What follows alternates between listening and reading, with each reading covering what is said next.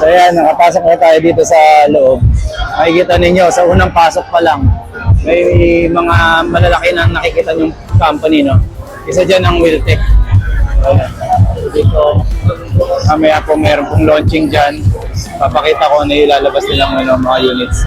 So yung mga top player na yan, nandito. So ikot muna tayo. May puti na access ganda rin. Diba? Pasok tayo dito.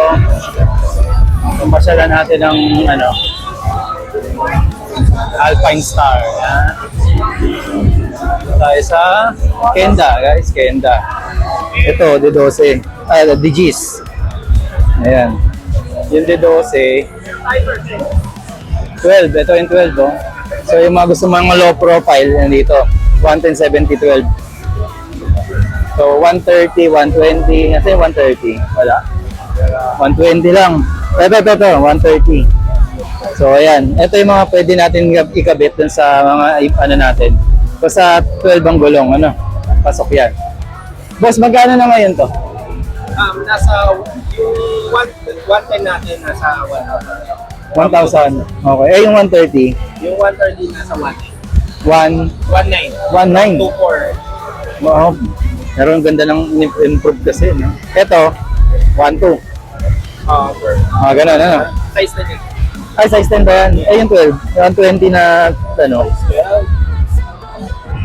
Ayun lang sir yung size mo. 110 na siya. Okay. So yun, 1,000 saka 1,900. Dahil naka-sale siya dahil may 20%, yan, kaya po nagkaroon siya ng discount. Ayan. Okay.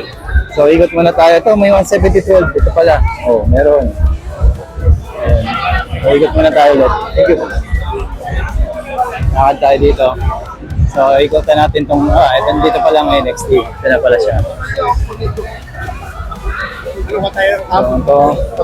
So syempre, ikotan natin itong Ayan po, si Jerica. Ayan. Then may bago silang mga pinapakitang product, which is yung intercom. Ayan na siya. Ayan, Blaze, no? Ayan, Blaze ang tinatawag. Ayan, ito ang katabi, NHK. Mga helmets naman po. So dito, ito po ay Inside Racing, no? 2026. Medyo malakas yung amoy nun. Okay, so ito Vespa Italjet.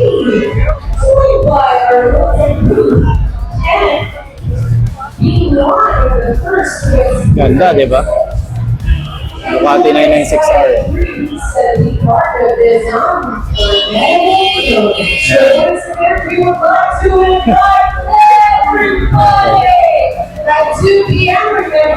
Babawala sa bilang si ma'am, tinan niya yan. 1, 2, 3, 4. Yan. South Korea ba? Nakapagbawas ng stress sa mga Ayan, so ang luso, mayroon palang manifusion, no? May ilaw sa gilid, ganda. Di ba? May luso na blue, pastel color yan. The next are yung green. Ayan. So, tingin tayo dito. May mga mags naman dito. So, live. CNC. CNC na on the 12.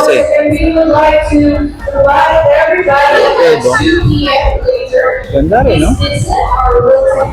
Makikita nyo, meron talaga mga ganun na. Yan, no? Ano mga pwede sa atin? Hindi, dapat parehas na ganito, bilog yan.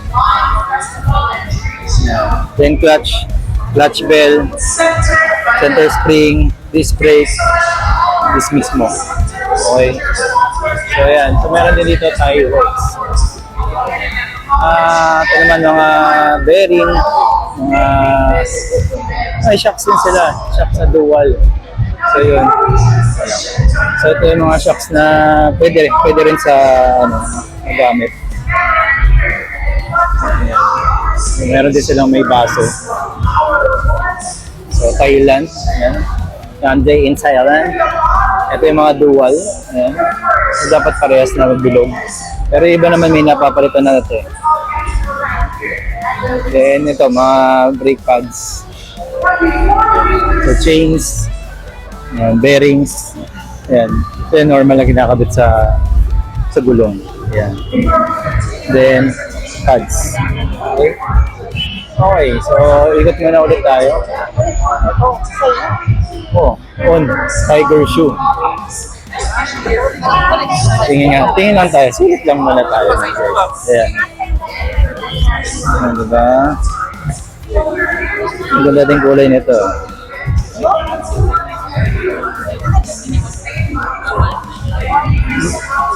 Benta lang meron.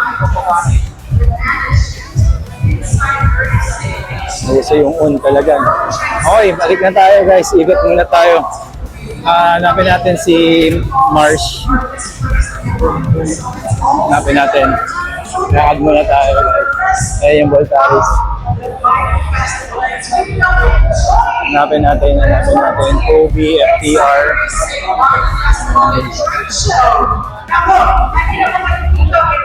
Tuloy-tuloy na tayo ng Kobe. Okay, Lube, Kobe. Ano ba binibili ko dito? Mamaya na lang. Binibili tayo dyan. So, Dry Plus. Ayan.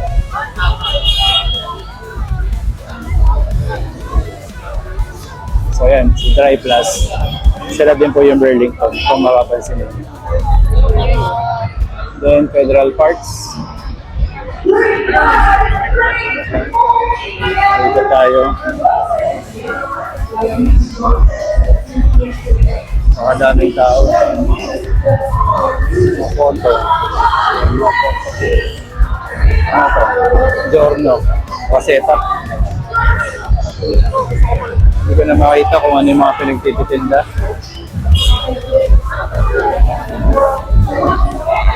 Okay. EG. Ito, battery. Dry charge. Ayan. So, marami pala kayo talaga makikita rito na parts na ito. Ito yata si mobile pala ito. Medyo mataas na ulit.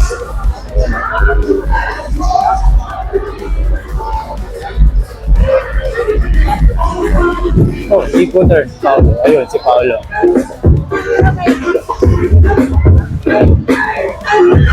Ano muna tayo? Kasi muna natin yan. Boss. May araw na nga ako doon. Ayun, si Marsh. Ayan. Ayan. Ikot lang tayo. Pansamantalang ikakat ko lang dahil nakalimutan ko pangalan ng contact ko dito. Okay? So, ito, mga additives na pwedeng ilagay sa motor.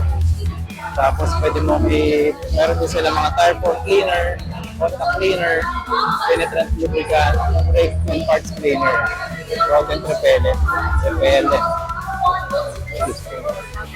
awit po.